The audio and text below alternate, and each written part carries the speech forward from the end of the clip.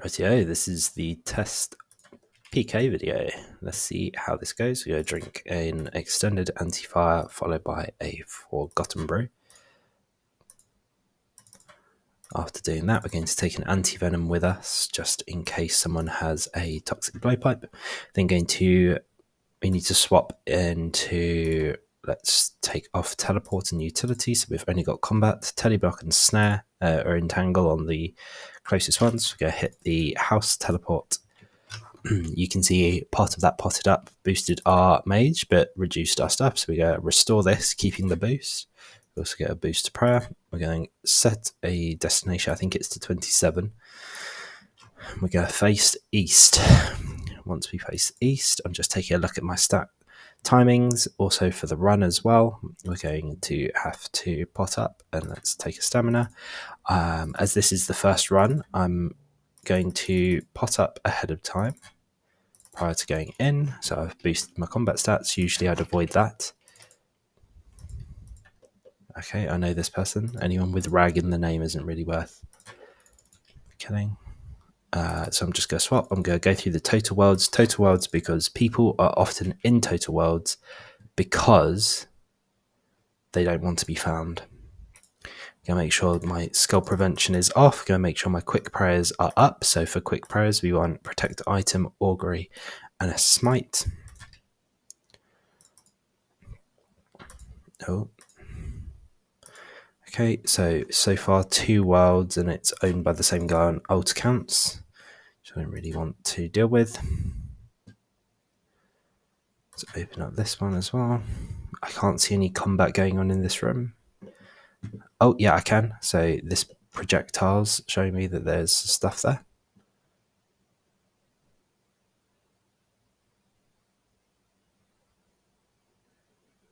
No clue what's going on there. A little bit intimidated. Let's try and catch a TB on the person who's in this room. Yeah, he got a teleport out, which just makes it impossible. In the next room, then I will try and get 1,200. Okay, let's go to a German world total level.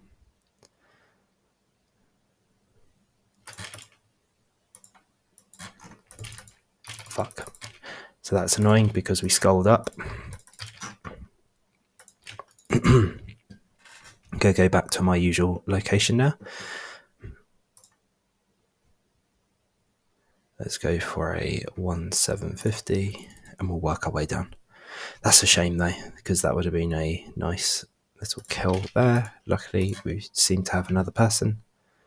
Happy days. So just do this here.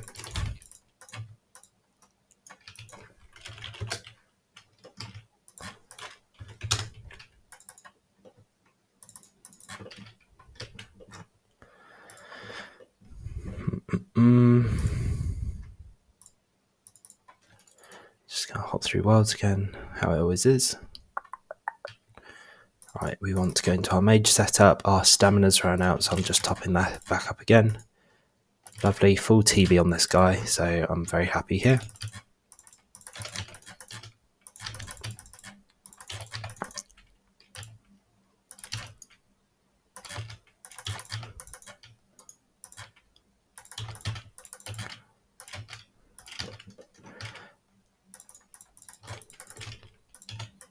Oh, fuck, misclick. I don't want a teleblock as well, I want to entangle. Let's get a prayer in. Let's see.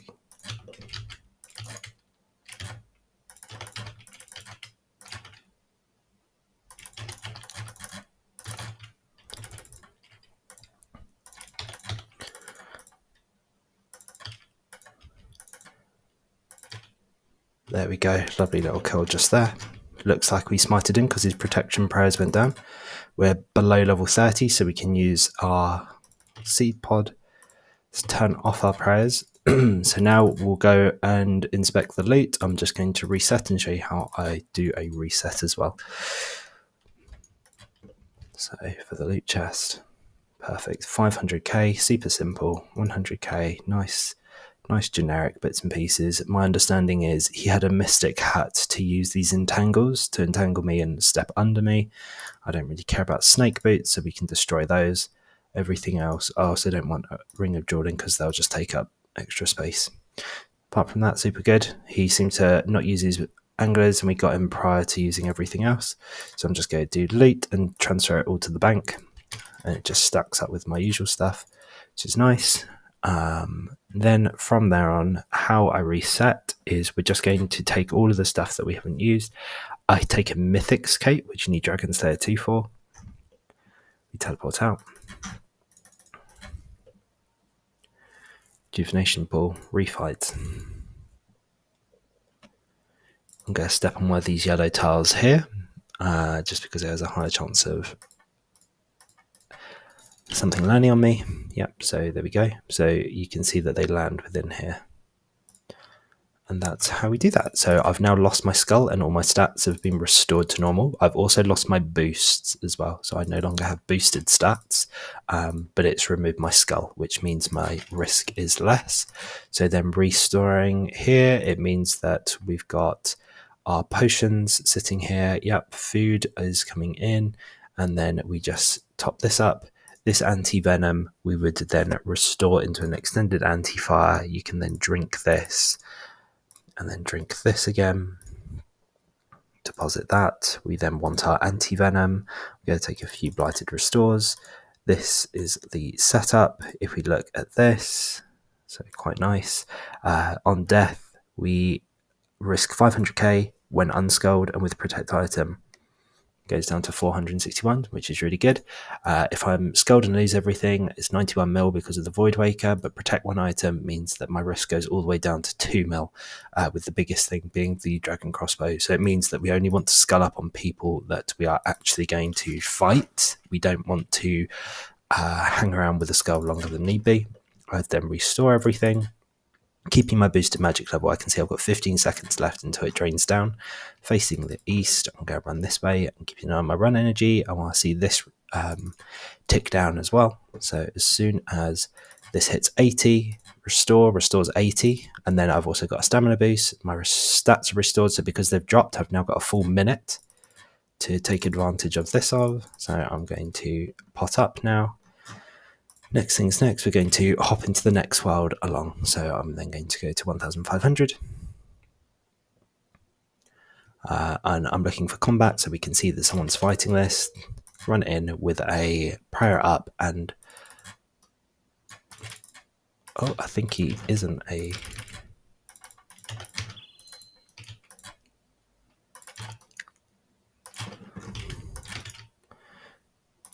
I'm hoping you can see that I'm just stepping under him as well.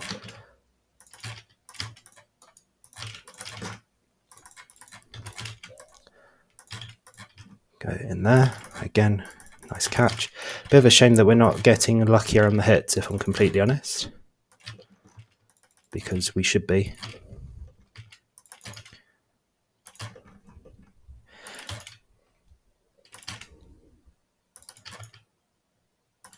So you should start to run very soon.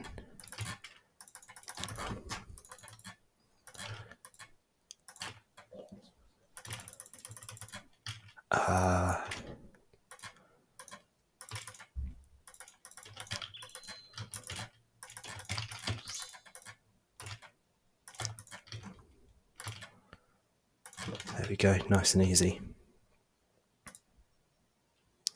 Okay, nothing to leave on the floor, just a load of stuff, maybe the blighted things, but sometimes it's just easier to not, what's the word, stick around and expose yourself as long as possible, especially while skulled up, because it means I've got this. I've also unlocked loot keys, which means my loot goes into the loot keys. Opening up, lovely stuff. So he was out of... This is actually really unfortunate in a sense, because he was out of prayer. So he's been smited, which is why we got the Amulet of Avarice. But he also received an Ancient Crystal, and an Ancient Crystal, I don't think you're going to be able to see this because of the recording, but it's actually on the Revenant Super Rare drop table. So this is almost the equivalent of a weapon. It's a bit more common than a weapon, but it means that at least we pick it up for free. We also got some of his loot. We got his Rev Cave entrance fee, and then we've just got some of the other stuff that he's looted. Because he was sculled, it means that it was noted as well. So we can see here he's almost out of food. He had 2 anglerfish and some manta rays. These could have been in his looting bag, in all fairness. You can see that he was using Dragonstone Bolts E, which is why we sip a anti-fire beforehand, so it just means that we're under less damage, but we caught him at the perfect time after a full thing and we got the smite off, so very happy with that. Yeah, I'm happy to withdraw this all to bank. Apparently it added one more thing to my bank tab, and then we're going to follow that step every single time. Now the problem with doing this is that every single time you go through, it basically clears out the Rev Cave, so every time we get a kill it means that we're clearing out the cave, so therefore there's less people to then kill, sadly, and it takes time for the caves to almost like naturally replenish. So I would now swap into my mage gear. We're in an instance, so I'm at no risk. Even though I'm dying and I haven't got my protect items on, my death is isolated to that instance, so I don't risk anything, so I just die and hop outside of it afterwards. You can see we've got most of us equipment still going, so then we just continue. Didn't even take a dose of prayer that kill, so happy days there. We would restock this, so again we would want our anti-fire to prevent those people who are using bolts, and then super combat and ranging, and then I would drink this, and then I would also drink a Forgotten Brew. Let's drink that. Deposit. And then we're doing this. So I've got some combo food, Saradomin brews, which are great restores. They have a lot of health restoring capabilities. So now, after this, what we're going to be doing is we're going to go off on the same trip again. You can see that the stats have been restored, but I'm going to actually try a different spot. My second favourite spot within the, within the Rev Caves. So this is almost a higher level because I've got rejuvenation. This is a higher level PK method because I've got a rejuvenation pool. I've got a wilderness obelisk within my house as well. So it means that for me, restocking and getting back here takes almost no time at all. But if you were to be PKing in like normal instances, so let's pick up that blighted teleport scroll. This is from the last kill, but no one else has picked it up. If you were PKing, then it means that you'd probably be entering from the south of the caves, so you probably wouldn't be able to get to this area quite as quick. Okay, so we go run our way around here. We can see that the restore is now ticking down again. We're now down to 107 and we've got 50 seconds until it restores again, so I'm going to then pot up once again with combat and range, so it just means we're outputting the maximum damage there. You can see someone's attacking here, so we can sometimes go for those people. I often don't like going for them because I find it just more like less prepared people are often here instead. So I would then hop over, let's hop to the 2000 world and we'll scout, see what's going on here, but let's keep a mental note that, oh my god.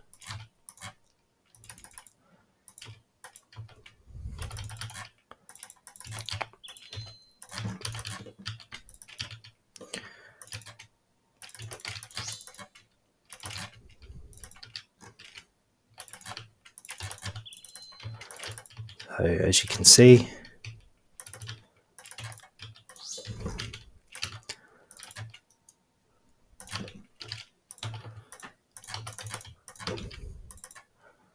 so I can see that what I want to do is I want to freeze him back in place again, which will allow me to stack some momentum on him.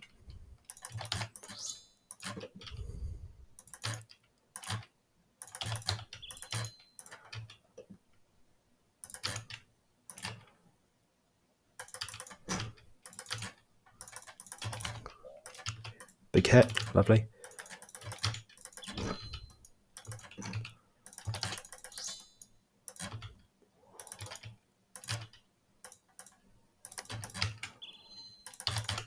So I can see what prayer he's using. Remember, we're going to want to keep that prayer topped up as well.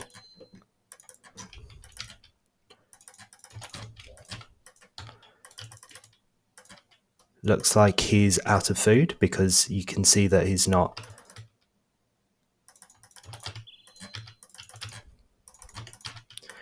Oh, okay.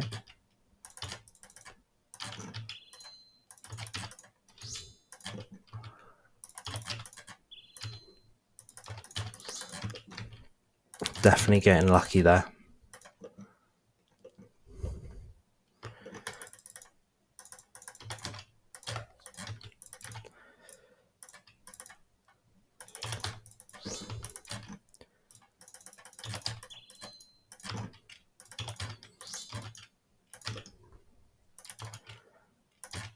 So I'm seeing that stamina's starting to go low.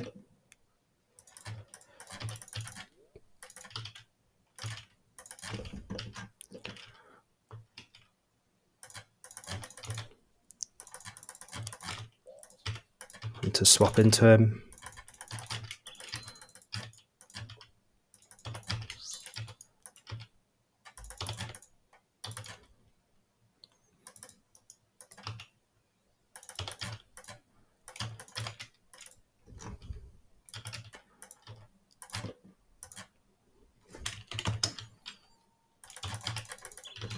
For some reason I'm getting very unlucky on the bolts. There we go. Finally got him. Took a little bit of a run. But that is an example of an anti-PK. So he clearly was hoping that he would come across someone with those claws. But the plus side of that is that he was optimistically going for a kill, which means that those dragon claws count towards his +1s. So it means that I get more of his loot at the same time. So just looking at that, nothing there. Let's see what we get. 500k, and that's because he was using a revenant bow, because it needs to be charged with 1,000 ether. He didn't really have anything as in terms of loot whatsoever. We just got his necklace, a glory. No, it's not his ether, but I mean, we're happy with this. It's a profitable kill. But you can see this is why it's good to bring restores. I'm not sure if you're aware, but again, if eating food, it delays your attacks. So if I was to try and show you, so I will just try and punch names for the sake of this example. So just a normal attack is click and then click and then click. So this is your standard attack speed, right? So this is your standard attack speed. If I if I punch and then eat food and then try to punch, there's a delay. You can see that it's not punching and then it resets. There is no such delay when you use a potion. So when you use or drink a potion, let's send that over to the bank. When you use or drink a potion, there's none of that delay. So I could punch and then sip a potion and punch still, and there'd be no delay. So this is what brews are for. Brews are to continue momentum because there's no delay in eating in between them as well. Okay, so that was a pretty successful trip so far. We got I'm not even sure if I'd use the word lucky, but we found a load of people, and sadly I picked on the person who had literally no loot. So in a sense unlucky, but also at the same time looked like his resources were drained from that fight as well. So is what it is. The reason why I picked him as well is because he didn't go for a pray against mage. So because when you teleblock someone, it teleblocks them for 5 minutes. And if they've got protect from magic up, if they're protecting from magic whilst you teleblock them, it halves the time of the teleblock. So it means 2.5 minutes. So I targeted him specifically because I was aiming for a 5-minute teleblock, which means I can then dish out a lot more damage within that time. That was a semi-competent PVMer. You could see that it was praying pretty often.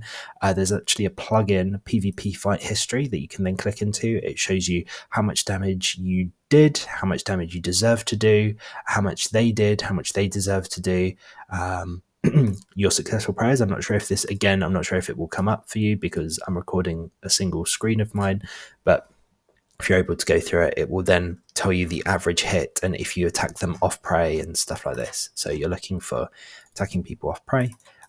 Let's deposit all of those. And again, we would just go again. So 1, 2, 3, 4, 1, 2, 3, 4. This gives me stamina, prayer restore, Ceridome and Bruise. So Ceridome and Bruise are great healing items, but they drain your stats, which is why we need restores. And then everything else looks to be good here. Let's just try and mitigate some of the risk that we put out. We would then again consume one of those, what's it called? Anti-fire. So if we fight someone with a crossbow, it means that they can't do anything too gimmicky. So we've topped up on bolts, we've got enough spells, everything else looks to be stacked up. We can see our stats are now boosted as well. You may think or consider that enough time has passed to go back to our original hunting location. So that's where my head's at. I may hop through the world, see what's going on, if I can pick up a kill there. And then if not, I would go back to that location where I just found that fight at. Okay, lovely. So I've got 10 seconds here. So what's straight away going through my mind is we're going to sip our potions once our stats drop down. So it gives me a full minute of my potions. It means I'm boosting to their max efficiency. So I'd hit this, run in, and I'm not looking to teleblock a ragger. So that's not a ragger. Unfortunately, splash. And that was really fucking unlucky because that was a skulled person who didn't have protect from magic up. So it was just really fucking unlucky there. Again, like he didn't even have good stats. You can see I'm now skulled, so I'm now risking this kind of stuff. So I'm in an ideal world, I need to hop out in order to reset that skull. But I mean, it means going through all of the regearing process. So we're just going to play it a bit slower and steadier so I can see that someone's being attacked in here. Run in, Teddy block ready. He's level 88, so he's too low level. Fuck. Really unlucky there. Really fucking unlucky because we should have got that person who hopped in who was skulled. But I mean, who are we to tell? Like, no, it's impossible to guess that. Again, we can see that this is being attacked, so clearly someone in here. Let's go for a tilly block. We got it. Then go for the, what's it called? Oh, so I can see that he's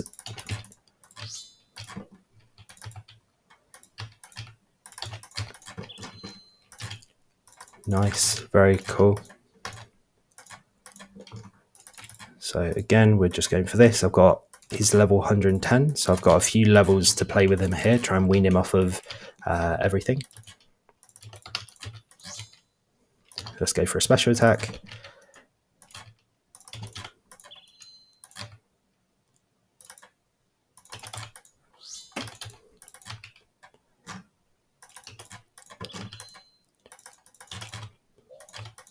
So in theory, you shouldn't be able to land those spells against me, but sometimes they get lucky. So this, at the moment, he's currently trying to gap me, so trying to create the distance between me and him whereby my spells won't land. So I need to be on point as we hop out of here. Unfortunately, I think he's got gap. So way too far ahead because I can't catch anything, so I can't attack him within this setting.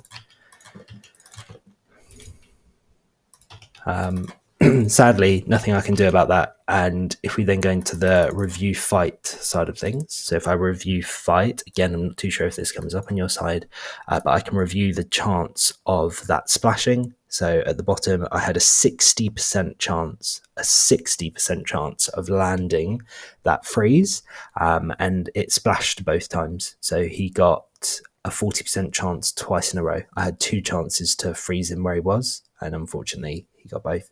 My special attack was off prey apparently, so my magic attack was off prey, but oh no, sorry, it wasn't on prey. It wasn't. So he had his prayer up in time, and then following that, when he tried to freeze me, he had a 22% chance of it succeeding, and it didn't succeed. So that's again fine. We're running with those odds. Yeah, hopefully this is a good overview. I think that's a really good example of what PKing is. It's running through the different scenarios, as in you try catch people where you can. The most important part is catching people with that teleblock straight up.